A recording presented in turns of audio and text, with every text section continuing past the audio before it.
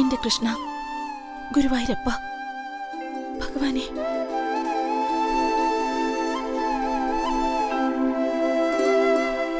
ദൈവമേ, എല്ലാം പഴയ അവസ്ഥയിലേക്ക് തിരിച്ചു വരിക. ഇനി നിന്റെ പരീക്ഷണം ഞങ്ങളോട് അരുത്. ഞങ്ങളെ അനുഗ്രഹിക്കണം. സമസ്ത അപരാധങ്ങളും പുറത്ത് കാത്തു രക്ഷിക്കണേ.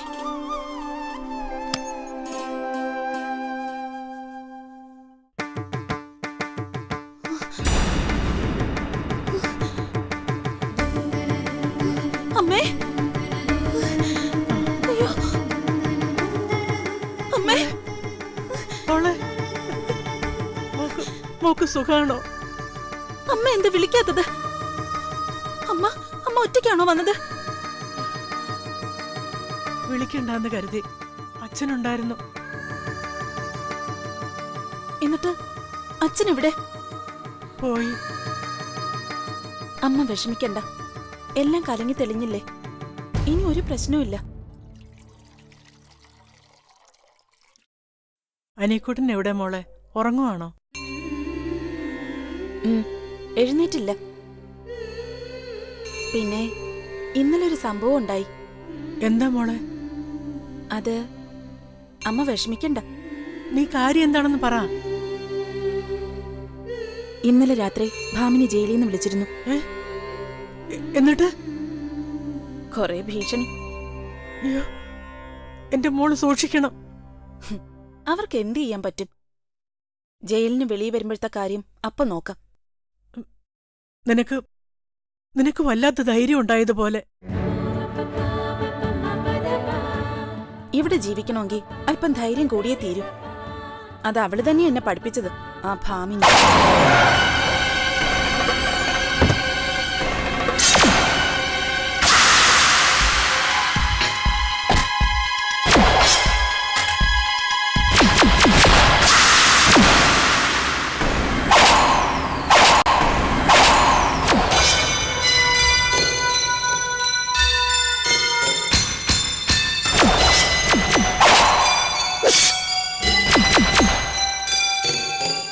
ഹലോ ഭാമിനി മാഡം, പരിചയപ്പെടുത്തേണ്ട കാര്യമില്ലല്ലോ.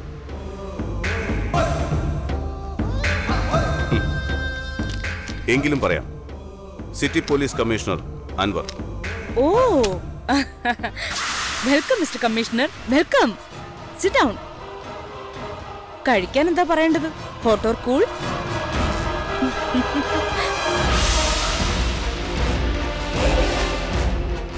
ഹോട്ടായൊരു സ്വീകരണം എനിക്ക് നീ തന്നു കഴിഞ്ഞു.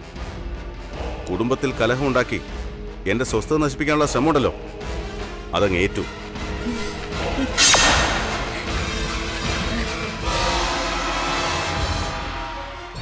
ഓഹോ, അത്രയ്ക്ക് സക്സസ് ആവുമെന്ന് ഞാൻ തീരെ പ്രതീക്ഷിച്ചില്ല. നിർത്തണേ.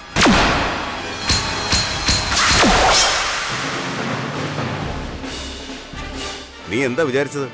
എന്റെ കെട്ടിയോൾ എന്നെ അങ്ങ് പറത്തു വന്നോ? വേണ്ട, ഇനി നീ ഇത്തരം തറക്കളികൾ എന്റെ അടുത്ത് ഇറക്കരുത്.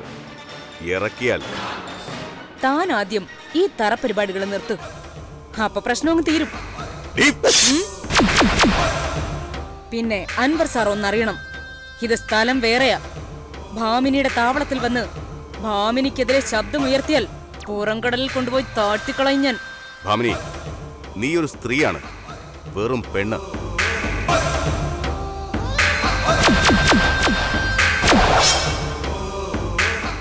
നാളെ ഇരുട്ടിന്റെ മറവിൽ 4 കാശിന് ഇറക്കേണ്ടി വരുന്ന ഒരു സ്ത്രീയായി മാറേണ്ടി വരും നീ. അതിന് അൻവർ മനസ്സുകൊണ്ടൊരു തീരുമാനം മാത്രം എടുത്താൽ മതി. നിർത്തടാ. നീ ആരാന്ന വിചാരം? ഒരു പെണ്ണിന് നേരെ നിന്ന് കഴിഞ്ഞൊടിച്ചാ നീ ആരായിരുന്നാലും എന്റെ ഒറ്റ വാക്കുകൊണ്ട് നീ അഴിയെണ്ണേണ്ടി വരും. നിന്റെ യൂണിഫോമിന്റെയും നീ ഉപയോഗിക്കുന്ന വില കൂടിയ പെർഫ്യൂംസിന്റെയും മാസ്മരികതയിൽ വളച്ചെടുക്കാവുന്ന പെണ്ണല്ല ഞാൻ.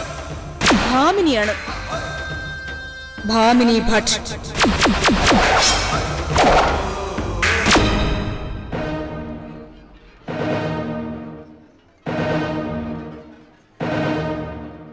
മാധവ, കാര്യങ്ങൾ കൈവിട്ടു പോവുകയാണ്.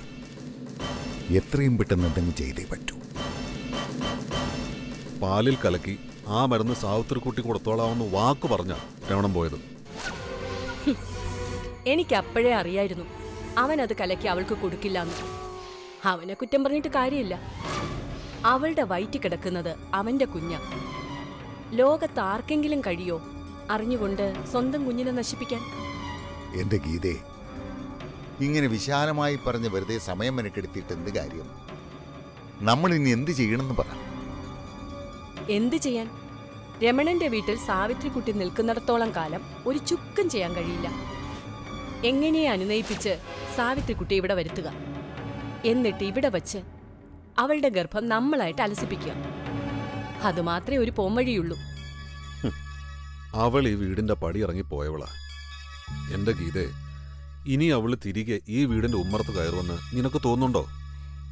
എന്റെ മാധവേട്ട, അക്കാര്യത്തിൽ അശേഷ സംശയം വേണ്ട. സാവിത്രിക്കുട്ടിയെ പുഷ്പം പോലെ ഈ ഗീത ഇവിടെ കൊണ്ടുവരാം. അത് ഇന്ന് തന്നെ. മാധവേട്ട മേഘ റെഡിയാകും. ഒരു ഗർഭിണിയെ കാണാൻ പോകുന്നതല്ലേ, കുറച്ചു വറുത്തതും പൊരിച്ചതുമായ പലഹാരങ്ങൾ വാങ്ങിക്കേണ്ടി വരും. നമ്മുടെ ചൂണ്ടയിൽ സാവിത്രിക്കുട്ടി കൊത്താൻ അത്രയും മാത്രം മതി. ബാക്കി ഞാൻ നേരിൽ കാണിച്ചു തരാം.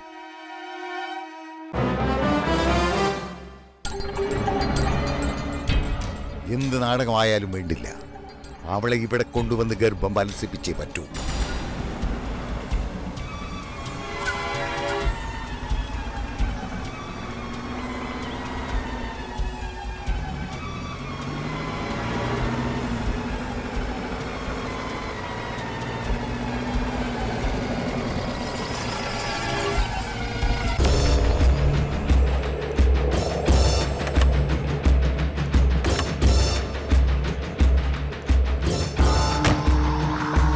സാവിത്രിക്കുട്ടി, ദേ മോളുടെ ഏട്ടനും ഏട്ടത്തിയും വന്നിരിക്കുന്നു.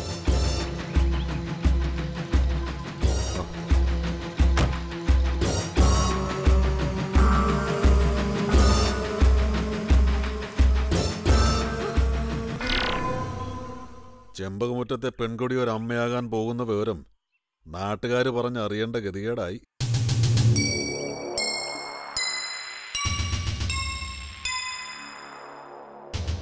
അതെ അതെ, അറിഞ്ഞില്ലേന്ന് ആളുകൾ ചോദിച്ചപ്പോ ഞങ്ങളുടെ തൊലി ഉരിഞ്ഞുപോയി.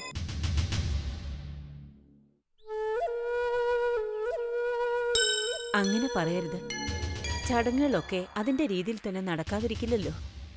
വിശേഷം പറയാൻ ഞാൻ അങ്ങോട്ട് വരണമെന്ന് കരുതിയിരിക്കായിരുന്നു.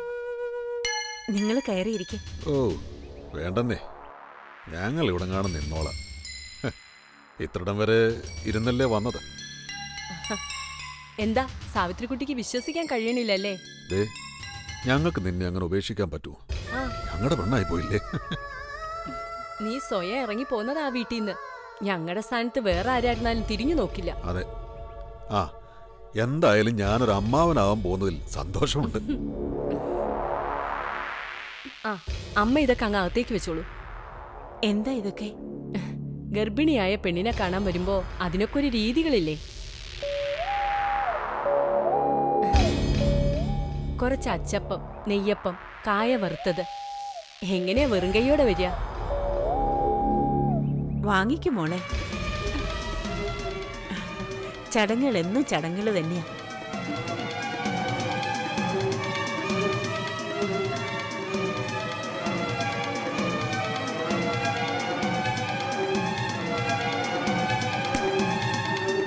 ഏട്ടനും ഏട്ടത്തെയും വന്നതില് സന്തോഷമുണ്ട്. അമ്മയും അച്ഛനും വിവരം അറിഞ്ഞപ്പോ മുതൽ അവിടെ തൃശ്ശൂർ പൂരം നടത്തുക. വഴി കാണുന്നവരൊക്കെ വിളിച്ചിരുത്തി മോള് ഗർഭിണിയായ വിവരം പറയുന്നതാ രണ്ടുപേരുടെയും ജോലി. ആ, അച്ഛനൊന്ന് വീണു, ഒന്നുളുക്കി, അതാ വരാഞ്ഞേ. അയ്യോ, എങ്ങനെ? എന്താ പറ്റിയേ? അങ്ങനെ പേടിക്കാനൊന്നുമില്ല. സാവിത്രിക്കുട്ടിയെ കയ്യോടെ കൂട്ടിക്കൊണ്ടുവരണമെന്ന് പറഞ്ഞ ഞങ്ങളെ പറഞ്ഞേച്ചത് തന്നെ.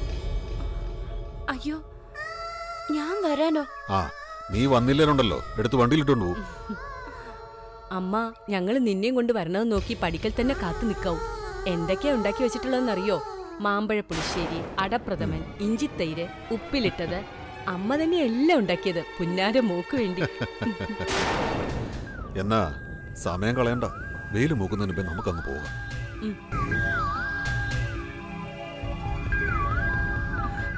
നിങ്ങള് വന്നതിലും ക്ഷണിച്ചതിലും ഒക്കെ എനിക്ക് സന്തോഷമുണ്ട്. പക്ഷേ രമണേട്ടൻ വരാതെ സമ്മതിക്കാതെ ഞാൻ വരില്ല. അയ്യോ അങ്ങനെ പറയില്ലേ മോളെ. അവനോട് അമ്മ പറഞ്ഞോളൂ. രമണനങ്ങ് വരത്തില്ലേ മോളെ? സാവിത്രിക്കുട്ടി, ഏട്ടനും ഏട്ടത്തിയും പറയുന്നത് കേൾക്കൂട്ടി. അമ്മയ്ക്കും അച്ഛനും ഈ അവസ്ഥയിൽ മോളെ കാണാൻ വല്ലാത്ത ആഗ്രഹം ഉണ്ടാവും. ഏതൊരു അച്ഛന്റെ അമ്മയുടെ ആഗ്രഹങ്ങൾ അതൊക്കെ. അമ്മേ, എന്നാലും രമണേട്ടൻ വരാതെ. രമണനോട് ഞാൻ കാര്യം പറഞ്ഞു മനസ്സിലാക്കിക്കൊള്ളാം. മോള് ചെല്ലേ. ഏട്ടനും ഏട്ടത്തിയും സന്തോഷത്തോടെ വിളിക്കുന്നതല്ലേ.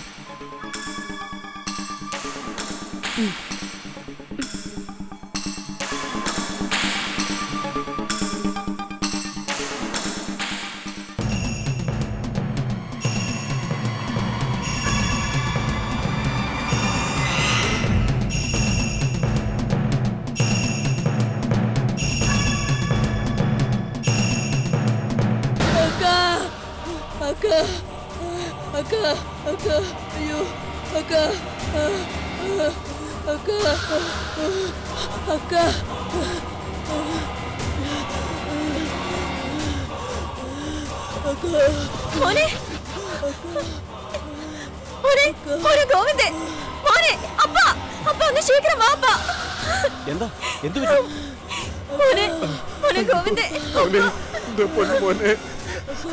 അയ്യോ, ആരെങ്കിലും ഓടി വായോ.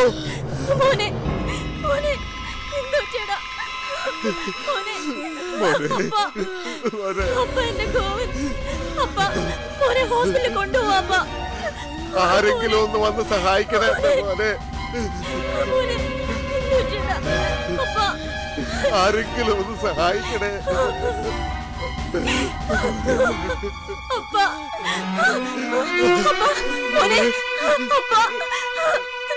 ആരെങ്കിലും ഒന്ന് ഹോസ്പിറ്റലിൽ കൊണ്ടുപോയി സഹായിക്കണേ. മോനെ, മോനെ, മോനെ, അപ്പ, മോനെ, മോനെ, അപ്പ, എന്തെങ്കിലും ഒന്ന് ചെയ്യപ്പ.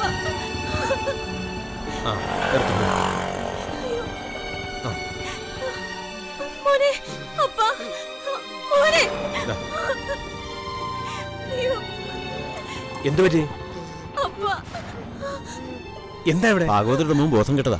കുട്ടി ഹാർട്ടിന് അസുഖമായിട്ട് കുറെ ദിവസമായി. അയ്യോ, നിങ്ങളൊക്കെ ഇങ്ങനെ നോക്കി കൊച്ചിന്റെ അസുഖം മാറോ? നമുക്ക് ഹോസ്പിറ്റലിൽ കൊണ്ടോ? അത് പിന്നെ എനിക്ക് ഓഫീസിൽ പോകാൻ സമയമായി. അല്ല പക്ഷേ, അയ്യോ, ആരെങ്കിലും ഒന്ന് സഹായിക്കണേ. അപ്പ, മോനെ, മോനെ ഗോവിന്ദേ, അപ്പ. കരയണ്ട, നമുക്ക് ഹോസ്പിറ്റലിൽ കൊണ്ടുപോവാം. ഞാൻ എടുക്കാം. സൂക്ഷിച്ച് മതി. അപ്പ, മോനെ.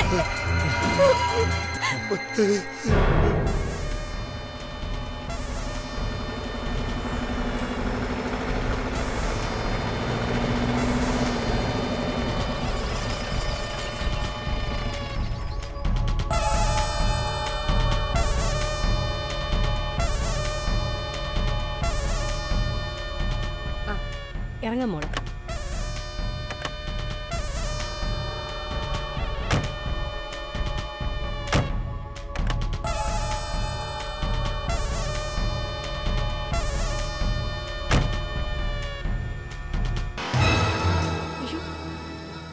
അയ്യോ, സാവിത്രിക്കുട്ടി പതുക്കെ നടന്നാ മതി. ഈ സമയത്താ ഏറ്റവും കൂടുതൽ ശ്രദ്ധ വേണ്ടത്. കാറിലും മറ്റും യാത്ര ചെയ്യരുതാത്തതാ. പിന്നെ അമ്മയുടെ അച്ഛന്റെ ഒറ്റ വാശി, ഇപ്പൊ തന്നെ മോളെ കാണണമെന്ന്. അതാ ഞങ്ങൾ ഈ സമയത്ത് കൂട്ടിക്കൊണ്ടുവന്നത്.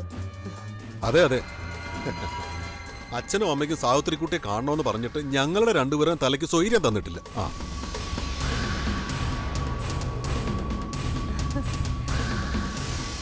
അല്ലേ, എന്താ അച്ഛനും അമ്മ ഇങ്ങനെ മിഴിച്ചു നിൽക്കുന്നേ? മകളെ കൂട്ടിക്കൊണ്ടുവരണമെന്നും പറഞ്ഞ് ഞങ്ങളെ രണ്ടിനെ രമണന്റെ വീട്ടിലേക്ക് പറഞ്ഞു വിട്ടപ്പോഴുള്ള സന്തോഷമൊന്നും ഇപ്പൊ കാണുന്നില്ലല്ലോ.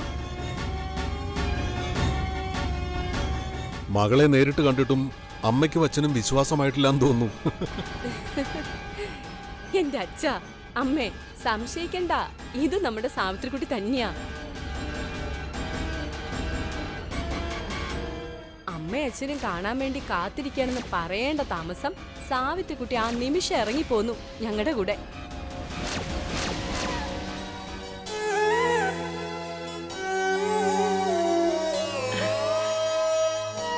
മോളെ